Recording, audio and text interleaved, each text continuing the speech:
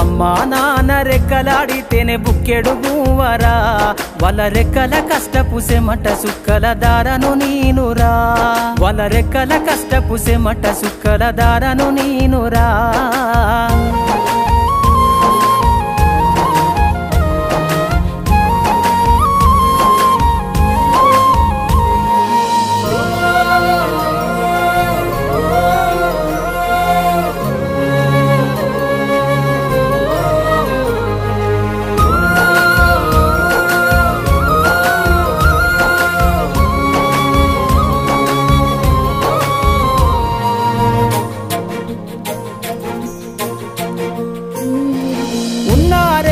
ఎకరాలను కల్లా చూడలే